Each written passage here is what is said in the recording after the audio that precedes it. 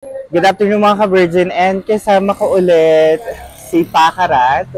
Pupunta kami sa Putol, yung bagong kainan doon. Titikman namin yung mga bagong menu, and syempre bagong kainan. Kailangan nating i-discover kung gaano kasarap yung mga foods nila. With Pakarat and Jane, and si Pa Orisha doon sa dulo. Pupunta kami sa Putol. Let's go!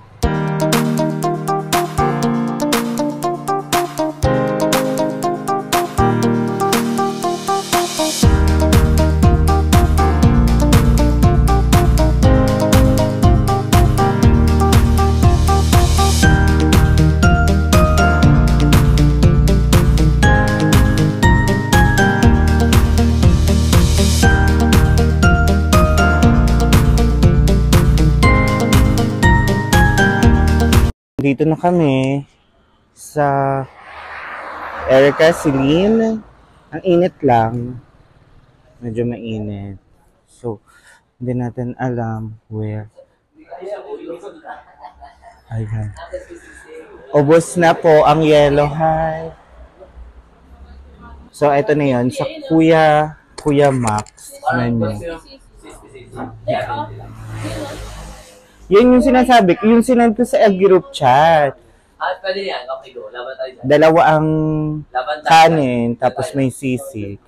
So, tapos yan yung menu. Diba? Makakatipid tayo ng konti. Oo. Kaso wala akong budget today. So, ayun. Lilibre muna tayo ni Miss President. Oh, hindi ganon. Walang ganon. Wala. Paupo ka ba? And habang nag-i-intay, suriin natin yung mga condiments nila. Ops, meron silang UFC ketchup. And since nagsaserve sila ng mga lechon kawali as it is, meron silang nakalabas na Mang Tomas, hindi ipinagdadamot, hindi tinatago, at walang tubig, pure. Charot. And meron din silang hot sauce para sa mga Kapampangan at sa mga Bikid at sa mga taga Cebu na mahilig sa maanghang. Di ba, Pakarat? Ayan. Mahilig din po ba kayo sa maanghang? Hindi daw. And syempre, I guess this is toyo and chili garlic. Ayan, yan yung mga condiments nila. So talagang makikita natin na hindi sila nagtitipid sa mga customers. Mamaya titingnan natin ang lasa ng food nila. Tatanungin natin si Pakarat at saka si Pakangkang mamaya kung ano ang pagkain nila. Ay, nandiyan na si Jane. Ay, yung kaibigan natin talagang hindi, ano siya, may dala siyang leche plan. Oh, Pak, may pasabog na leche plan si Jane. Oh, si... Balik kami mamaya mga ka-virgin. And dumating na yung order. So, bibisaan natin siya ng kalamansi. Kalamandaring.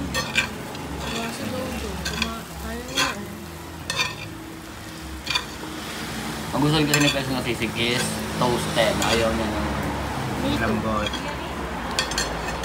Toasted. Picture and video. So, yung mga best. Tayo. Ayaw matatayo eh. So, sa worth 150 pesos, meron ka ng crispy sisig and dalawang rice and soft drinks. Yung soft drinks ko na inom ko na baka.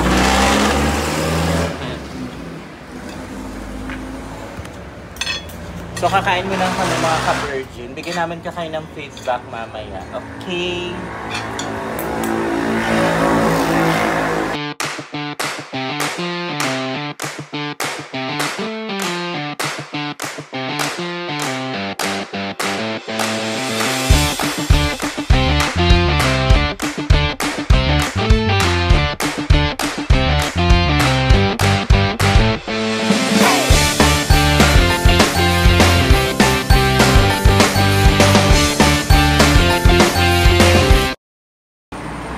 So ayun, tapos na kami kumain mga ka-virgin. And tatanungin natin sila ng honest feedback sa 10. humigit kumulang 10 kapag perfect at nagustuhan. And then tatanungin natin sila why yun yung score nila. Simulan natin kay Jane. 10 yan, 10. So if 10 is perfect, ano ang score mo sa sisig nila? 10 nga, masarap na yun. 10? 10.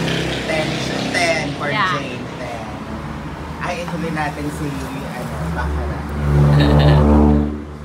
Kapag 10 ang perfect, anong score mo? 10 din. Dahil, Masarap, crispy. Ubus na lilis pa oh. Crunchy sisig. Crunchy sisig. Hindi siya malangis. Mantika. ang taray ng malaki. Mukha yun. Hindi ko pwede mantika, sis. Sis, mantika, sis. Mantika ba yun? Baby, pati yun. Akala ko kasi oil. Sorry naman. Ang taray ng malaki. Gusto nyo sa lahat? Oo, Pakita, kaya 10. Okay, pakarat. Sa 1 to 10. 10. Dahil, Very satisfied. wow. Ubos. Sa tingin. Ay, oo nga. Kalamansi lang tirahan. Sarap. So yun po, talagang nasarapan kami sa sisig nila. Ako 10 din. Kaya lang hindi ko siya naubos kasi sobrang dami ng servings. Eh matipid ako mag-ulam. Yung dalawang rice ubos ko. So Good sa for two yun, 150 pesos. Good for ito na yung ano eh. Meron na kayong dalawang rice. Makapagpapak pa tayo eh. Tapos Wala, pinapak pa ako eh. coffee and soft drinks. Ako talaga hindi ko naubos Good kasi for 2 person. matipid ako mag-ulam. Ate, As in. So yun lang, talagang kapag gusto nyo ng mga masarap na foods, especially kapag fan kayo ng sisig, dito sa Kuya Max. Dito siya sa Barangay Putol. The best. Tapat siya ng Putol Bread House. So yun lang mga ka-virgin.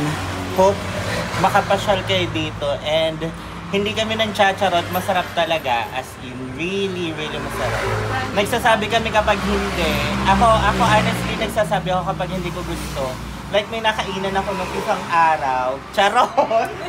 Kasama ko si Paka. Yes. Hindi na lang namin sabihin. Charot. Bye no mga ka-virgin.